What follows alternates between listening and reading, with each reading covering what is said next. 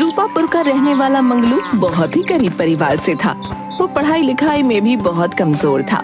अगर वो किसी चीज में माहिर था तो वो था दिन भर बस खेलना कूदना। अपना सारा समय वो मोहल्ले के लड़कों के साथ कंचे खेलने में बिता देता। मंगलू की इस आदत से उसकी माँ बहुत परेशान थी। तूने अपना पूरा बचपन इसी तरह कंचे खेलने में बिता दिया, अब तो तू बड़ा हो चला है, अपनी कुछ आदतों को बदल क्यों नहीं देता? तुझे कुछ काम धंधा करना चाहिए ताकि घर की हालत सुधर सके। मैं तो बोल बोल कर पागल हो गई हूँ, पर तुझे कुछ नहीं समझ में आता। माँ तो फिर सुबह सुबह शुरू हो गई। मैं जाता हूँ, दोपहर को खाने के समय वापस आ जाऊंगा। हाँ। मंगलू कुछ नहीं बोलता और खेलने चला जाता है। मंगलू हमेशा बेवकूफी भरी बातें ही करता था। मंगलू की माँ उसकी बेवकूफी भरी बातों से बहुत परेशान रहती थी। एक बार मंगलू ने अपनी माँ से पूछा, माँ लोग मरते कैसे हैं? अब इस बेवकूफ को कैसे समझाऊं कि लोग मरते कैसे हैं, लेकिन अगर इसके सवाल का जवाब नहीं दिया तो ये मुझे सोने भी नहीं देगा। अब माँ सोचने लगी कि मंगलू को कैसे समझाया जाए कि लोग मरते कैसे हैं। माँ बताओ ना माँ, लोग मरते कैसे हैं बताओ। बस आंखें बंद हो जाती हैं और लोग मर जाते हैं। अच्छा, मरना इतना आसान होता है? बस आंखें बंद हुई और मर जाते हैं बस। हाँ, ऐसे ही मरते हैं। अब तू मेरी जान मत खा, जा यहाँ से।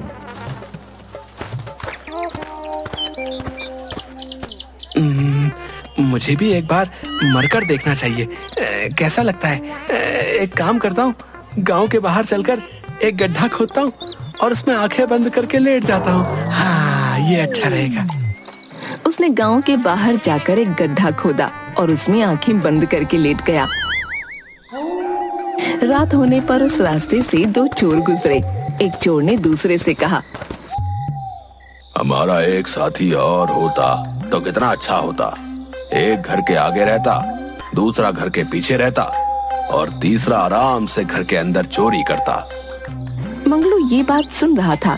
वो अचानक से बोल पड़ा, भैया मैं तो मर चुका हूँ, अगर जिंदा होता तो मैं तुम्हारी मदद कर देता। चोर समझ गए कि ये बिल्कुल बेवकूफ आदमी है। एक चोर मंगलू से बोला, भाई जरा इस गड्ढे में से बाहर निकलकर हमारी मदद कर दो, थोड़ी देर बाद आकर फिर मर जाना। मरने की ऐसी भी क्या जल्दी है भाई? मंगलू को गड्ढे में पड़े पड़े बहुत भूख लगने लगी थी और ठंड भी। उसने सोचा कि चलो चोरों की मदद ही कर दी जाए। ठीक है भाइयों, मैं तुम्हारी मदद कर देता हूँ और उसके बाद फिर मैं मर जाऊंगा। है तुम बहुत दयालु हो भाई। चलो अब हम एक काम करते हैं, पास के ही एक घर में चोरी करने चलते हैं। अच्छा, तुम घर के अंदर चोरी करने जाना, मैं आगे की तरफ पहरा दूंगा और मेरा साथी घर के पीछे की तरफ पहरा देगा। जैसे ही कोई खतरा हमें दिखेगा, हम 3 बार जोर से आया आया आया कहेंगे और तुम घर के अंदर से भाग कर निकलना। ठीक है? ठीक है भाई, चलो चलते हैं। चलो घर के अंदर पहले कुछ खाने पीने के लिए ढूंढता हूँ। पेट में इतने बड़े बड़े चूहे कूद रहे हैं। माँ भी तो कहती है पहले पेट पूजा फिर काम दूजा है, इसीलिए पहले कुछ खा लेता हूँ, बाद में चोरी करूंगा। हाँ हाँ।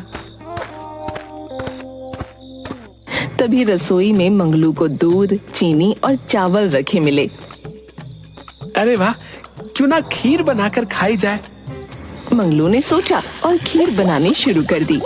रसोई में ही एक बुढ़िया ठंड से सिकुड़कर सोई हुई थी। जैसे ही बुढ़िया को चूल्हे से आंच लगनी शुरू हुई तो गर्मी महसूस होने पर सही से खुलकर सोने के लिए उसने अपने हाथ फैला दिए। मंगलू ने बुढ़िया को देखा और उसे लगा कि बुढ़िया खीर मांग रही है। अरे अम्मा, पहले खीर तो बनने दे, तब दूंगा ना तुझे। बुढ़िया को थोड़ी और सेक लगी और उसने अपने दोनों हाथ थोड़े और फैला दिए। अरे अम्मा, मैं इतनी सारी खीर बना रहा हूँ, सारी अकेले थोड़ी ना खा लूंगा। शांति रख, तुझे भी खिलाऊंगा। है तुझे भी खिलाऊंगा। लेकिन बुढ़िया को जैसे जैसे सेंक लगती रही तो वो और ज्यादा फैलकर सोने लगी। उसने हाथ और भी ज्यादा फैला दिए। मंगलू को लगा कि ये बुढ़िया खीर के लिए ही हाथ फैला रही है। उसने उसने झुंझलाकर गर्मा गर्म खीर बुढ़िया के हाथ पर रख दी। बुढ़िया का हाथ जल गया। बुढ़िया चीखती चिल्लाती एकदम से हड़बड़ा कर उठ गई। हाय रे मोरी मैया, मैं तो मर गई। ये क्या किया तूने? हाथ जलाकर मारेगा क्या? बुढ़िया के चिल्लाने की आवाज सुनकर सब लोग उठ गए और मंगलू पकड़ा गया। अरे अरे, मुझे पकड़कर क्या करोगी? असली चोर तो बाहर है। मुझे तो बहुत भूख लगी थी, मैं तो अपने लिए खीर बना रहा था।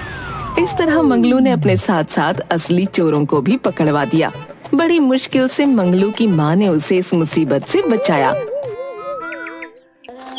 घर जाकर मंगलू की माँ ने उसे खूब डांट लगाते हुए कहा, कब तक तू दिन भर ऐसे ही मोहल्ले के आवारा लड़कों के साथ कंचे खेलेगा? अब तो तू बड़ा हो गया है और हट्टा कट्टा भी है, तो कोई नौकरी क्यों नहीं करता? कब तक ऐसे घर बैठे बैठे मुफ्त की रोटियां खाएगा? ठीक है माँ, तुम अगर यही चाहती हो तो अब मैं ऐसा ही करूँगा। मैं कल सुबह ही नौकरी की तलाश में दूसरे गांव के लिए निकल पड़ता हूँ। तुम मुझे रास्ते में खाने के लिए कुछ दे देना है। क्यों दे दूं तुझे? रोटियां बांट देना, मैं गुड़ या नमक से खा लूंगा। अच्छा, घर में सिर्फ नमक है, न गुड़ है न आटा। एक काम करती हूँ, तुझे कागज में नमक बांध कर देती हूँ। जब ज्यादा भूख लगे तो नदी से पानी लेकर नमक घोलकर पी लेना। ठीक है माँ, घर में जो है वही दे दो। मंगलू अगले दिन नौकरी की तलाश में दूसरे गांव के लिए निकल पड़ा। मंगलू ने आधा रास्ता ही तय किया था कि उसे भूख लग गई। वो एक कुएं के पास ठहरा और अपने थैले से नमक निकाल कर बैठ गया। माँ के दिए हुए नमक को देखकर उसे लगा जैसे उसके हाथ में बहुत सारी रोटियां हैं और वो कहने लगा, एक खाऊं, दो खाऊं, तीन खाऊं कि सारे खा लूं? लेकिन अगर सारे खा लूंगा तो फिर आगे क्या करूंगा? एक काम करता हूँ, एक अभी खा लेता हूँ और बाकियों को संभाल कर पोटली में रख लूंगा और फिर आगे की यात्रा में एक एक करके धीरे धीरे मजे लेकर खाऊंगा। हाँ। संयोग से उस कुएं में परियां रहती थीं। मंगलू की खाने वाली बात सुनकर वो घबरा गईं। उन्हें लगा कि वो उन परियों को खाने की बात कर रहा है। कुएं के अंदर एक परी बाकी परियों से बोली, अरे ये कौन सा दानव आ गया जो हमें खाने की बात कर रहा है? खाने की बात? मुझे तो ये समझ ही नहीं आ रहा कि इसे पता कैसे चला हम परियां इस कुएं में रहती है। हमें जल्दी कुछ करना होगा वरना ये तो हमें सबको खा जाएगा। हाँ, हम एक काम करते हैं, पहले तो हम सब बाहर चलकर इससे विनती करते हैं कि ये हमें ना खाए। डर के मारे वो सारी परियां कुएं से बाहर आईं और मंगलू से विनती करने लगीं।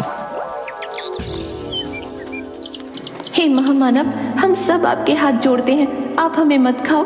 हम आपको एक जादुई घड़ा देंगे, उस घड़े से आप जो भी मुराद मांगेंगे वो पूरी हो जाएगी। मंगलू हैरानी के साथ उन परियों को देख रहा था, क्योंकि उसने आज से पहले कभी परी नहीं देखी थी। मंगलू को कुछ समझ आता इससे पहले ही परियों ने वो जादुई घड़ा उसके पास रखा और वापस कुएं में चली गईं। मंगलू ने जादुई घड़ा लिया और फिर वापस अपने घर आ गया। घर पहुंचकर, माँ, मैं आ गया। तुम इतनी जल्दी वापस कैसे आ गए? सुबह तो तुम गए थे ना, अभी तो दोपहर भी खत्म नहीं हुई। मुझे पता था तुम कुछ नहीं कर सकते हो। माँ, मेरी बात तो सुनो। और ये हाथ में क्या मिट्टी का घड़ा लेकर आ रहे हो? क्या करूँ मैं इसका? अपने सर पर मारूं या तुम्हारे सर पर? माँ, तुम मेरी बात सुनो पहले, उसके बाद जिसके सर पर भी मारना है उसके सर पर मार लेना। उसने अपनी माँ को परियों वाली बात बताई। माँ ये सुनकर हैरान थी। क्या तुमने इस जादुई घड़े को आजमा कर देखा? नहीं माँ, मैंने तो इसे नहीं आजमाया। मैं तो इसे लेकर सीधा तुम्हारे पास आ गया। चलो पहले हम परियों द्वारा दिए गए उस जादुई घड़े को आजमा कर देखते हैं, ये काम भी करता है कि नहीं। चलो पहले इच्छा तुम ही पूरी करवाओ इस घड़े से। क्या चाहिए तुम्हें? मैं क्या मांगू? मुझे तो बहुत जोरों की भूख लगी है। रोटी और गुड़ मांग लेता हूँ। बेवकूफ, अगर ये सच में जादुई घड़ा है तो हम रोटी और गुड़ क्यों खाएंगे? तुम इससे बहुत सारे पकवान मांगो। हाँ माँ, हाँ, तुम बिल्कुल सही कह रही हो माँ, यही अच्छा रहेगा। हे जादुई घड़े, हमें बहुत ढेर सारे पकवान दे दो। इतना कहते ही उनके सामने तरह तरह के पकवान थालियों में सज गए। दोनों ने उस रात स्वादिष्ट भोजन, वो भी पेट भर कर खाया। माँ, ये तो सच में जादुई घड़ा है और इतना स्वादिष्ट भोजन तो आज तक मैंने कभी नहीं खाया। हाँ, अब हमारे दिन बदल जाएंगे। मैं कल इस जादुई घड़े से ढेर सारा धन मांग लूंगी और फिर हम दोनों अमीर हो जाएंगे। मंगलू की माँ ने उस जादुई घड़े से ढेर सारा धन मांगा और दोनों अमीर हो गए। मंगलू की माँ बहुत खुश थी, लेकिन उसके मन में डर था कि गांव वाले उसके बेटे से उनके अमीर होने का राज न उगलवा लें। तभी मंगलू की माँ को एक तरकीब सूझी। वो बाजार गई और ढेर सारे बताशे खरीद लाई। फिर घर के छप्पर पर चढ़कर उनकी बारिश करने लगी। छप्पर से बताशे की बरसात देखकर मंगलू खूब खुश हुआ और खुशी से नाचता हुआ, माँ तुम कहाँ हो? देखो, हमारे घर की छप्पर से बताशों की बारिश हो रही है, जल्दी आओ। अरे ये माँ भी कहाँ चली जाती है?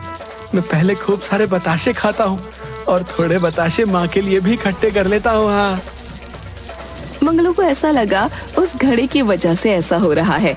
उसने ढेर सारे बताशे खाए। अमीर बनने के बाद मंगलू व उसकी माँ के रहने के तौर तरीके भी बदल गए, जिसे कुछ ही दिनों में गांव के लोगों ने भांप लिया। गांव के बिरजू से खिरजू मिलता है। खिरजू, तुमने एक बात गौर करी क्या? क्या बात है बिरजू भाई, बताओ मुझे भी। तुम किस बारे में बात कर रहे? कुछ दिनों से मंगलू और उसकी माँ के रहन सहन के तरीके में बदलाव आया भैया। हाँ भाई, ये बात तो मैं भी गौर कर रहा हूँ। पहले वो मंगलू कैसे फटे कपड़े पहन कर घूमा करता था, सिर्फ नीचे एक जांघिया पहने रहता था, पर अब देखो भैया, जांघिया भी पजामा हो गया है और ऊपर कमीज भी आ गई। हाँ भाई खिरजू, सही कह रहे हो तुम। अब तो मैं मंगलू की माँ को गांव की मंडी से सब्जी के साथ साथ फल भी खरीदते देखता हूँ। क्या कहा, फल? हाँ भाई, सही सुना तुमने, फल। पहले तो रोटी भी नहीं खाने को मिलती थी। हमारे घर से बचा हुआ खाना लेकर जाती थी उसकी माँ, और अब देखो, नए कपड़े, सब्जी, फल। और तो और, एक दिन तो मैंने उसे गांव के हलवाई बंसीधर की दुकान से जलेबी रसगुल्ला खरीदते भी देखा था भैया। क्या कहा, जलेबी रसगुल्ला? भाई, मैंने तो न जाने कितने महीने से नहीं खाया जलेबी रसगुल्ला। पिछली बार मुखिया जी के घर उनके पिताजी के श्राद्ध में खाया था। धीरे धीरे ये बात गांव में आग की तरह फैल गई। गांव के लोग सोचने लगे कि अचानक ये इतने अमीर कैसे हो गए। गांव के कुछ लोग मंगलू की माँ के पास गए और पूछने लगे आखिर उन लोगों के पास इतने सारे पैसे कहाँ से आए। मंगलू की माँ ने कुछ नहीं बताया, तो उन्होंने सोचा चलो सीधा मूर्ख मंगलू से ही पूछ लिया जाए। एक दिन मौका मिलते ही गुरु, खिरजू और गांव के कुछ लोगों ने मंगलू को बुलाया और उससे पूछा, अरे भाई मंगलू, जरा हमारी बात तो सुनो।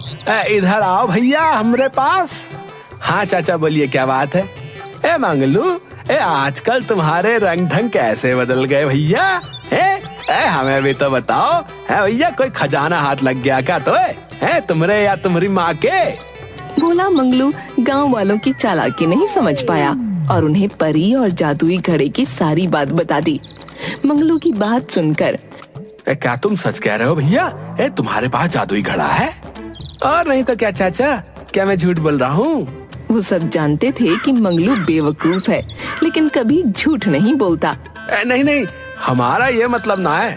हम जानते हैं कि तुम हमेशा सच बोलते भैया। अच्छा, क्या तुम हमें वो जादुई घड़ा दिखा सकते हो भैया? हमने कभी जादुई घड़ा नहीं देखा ना। वो देखने में तो साधारण घड़े जैसा ही है चाचा। उसे देखने से आपको नहीं पता चलेगा कि वो जादुई घड़ा है। फिर भी एक बार तो हम भी चाहें कि उस जादुई घड़े को देख लें। क्या पता जीवन में कभी ये मौका मिले न मिले। समझ रहे हो भैया? ठीक है, आप सब मेरे साथ मेरे घर चलिए। वो घड़ा मैंने माँ को दिया था, उसके पास ही है जादुई घड़ा। गांव वाले मंगलू के साथ उसके घर गए और जादुई घड़ा दिखाने के लिए कहने लगे। इस पर मंगलू की माँ ने कहा, हमारे पास ऐसा कोई जादुई घड़ा नहीं है। तुम लोग तो जानते ही हो मेरा बेटा मूर्ख है, ये तो दिन में भी सपने देखता है। माँ, याद करो ना, मैंने तुम्हें ही वो जादुई घड़ा दिया था, क्या तुम भूल गई? उसी घड़े से तो हमने रात में ढेर सारे पकवान खाए थे। और फिर हमारी छप्पर से बताशे की बारिश भी तो हुई थी। ये सुनकर उसकी माँ ने हंसते हुए कहा, लो अब बताओ कोई, भला छप्पर से भी कहीं बताशे की बारिश होती है? अब गांव वालों को भी मंगलू की माँ की बातों पर यकीन हो गया था। उन्होंने मान लिया कि मंगलू ने कोई सपना देखा होगा और उन्हें कोई मनगढ़ंत कहानी सुना रहा होगा, और सभी अपने अपने घर वापस चले गए। तभी मंगलू के घर पर उसकी मौसी आती है। बहन, बड़े दिनों बाद आई हो, कैसी हो? मैं तो ठीक हूँ। मेरे घर में बारिश का पानी आने से छत टूट गई है। अब कुछ दिन तुम्हारे घर पर ही रहूंगी। बाजार से मेरे लिए मछली लेकर आ और चावल बना। आज मैं मछली और चावल खाऊंगी। इतना कहकर मंगलू की मौसी नहाने के लिए चली जाती है। मंगलू की माँ मंगलू से बोली, न जाने कहाँ से मुसीबत गले आ गई। बेटा तू एक काम कर, थैला लेकर बाजार से मछली ला। माँ, तू अपने जादुई घड़े से मछली क्यों नहीं मांग लेती? नहीं नहीं, तेरी मौसी के सामने वो घड़ा नहीं निकाल सकते। तू तो जानता है ना वो कैसी है। मंगलू थैला लेकर बाजार की तरफ मछली लेने चल देता है। दूसरी तरफ गांव की नदी के पास मछुआरे मछलियों का बाजार लगाते थे। वहाँ मछुआरों ने नदी में जाल फेंका और उस जाल में मछली की जगह एक मगरमच्छ फंस गया। एक मछुआरा दूसरे मछुआरे से, अरे ये तो मछली की जगह मगरमच्छ का बच्चा फंस गया भैया, अब इसका क्या करें? एक काम करते हैं, अभी इस मगरमच्छ के बच्चे को बोरी में डाल देते हैं और मछलियाँ पकड़ने के बाद नदी में छोड़ देंगे। नहीं तो ये हमें भी मछली पकड़ने नहीं देगा भैया। मंगलू बाजार पहुंचकर एक मछुआरे से पूछता है, अरे भाई, क्या तुम्हारे पास मछलियाँ हैं? भैया अभी तो पहला जाल डाला है, मेरे पास मगर है। मंगलू को मगर की जगह मांगुर सुनाई देता है।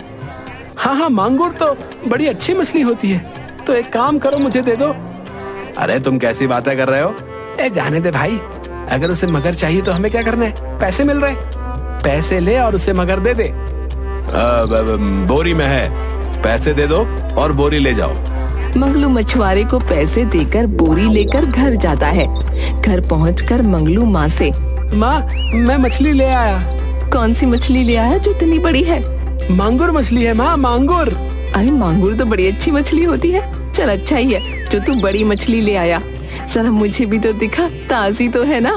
हाँ हाँ, बिल्कुल ताजी है, मछुआरों ने पहला जाल डाला था। मंगलू माँ से बातें करते करते बोरी खोल देता है और बोरी खोलते ही उसमें से मगरमच्छ का बच्चा निकलकर मंगलू के घर में घूमने लगता है। तभी मंगलू की मौसी वहाँ आ जाती है। हाय दैया, मैंने मछली खाने को क्या कह दिया? तू तो मुझे खिलाने के लिए मगरमच्छ ले आया, क्या यही सीखा है तूने? अरे बेवकूफ, इस मगरमच्छ को कहाँ से ले आया पकड़कर? उस मछुआरे ने तो कहा था कि मांगुर है। बेवकूफ, मांगुर नहीं मगर कहा होगा, तुझे ही मांगुर सुनाई दिया होगा। मंगलू की माँ किसी तरह उस मगरमच्छ के बच्चे से पीछा छुड़ाती है, लेकिन मंगलू की मौसी तो मछली खाने की जिद करके बैठी थी। मंगलू की माँ जादुई मटके से मछली मांगती है और अपनी बहन को खिलाकर शांत करती है।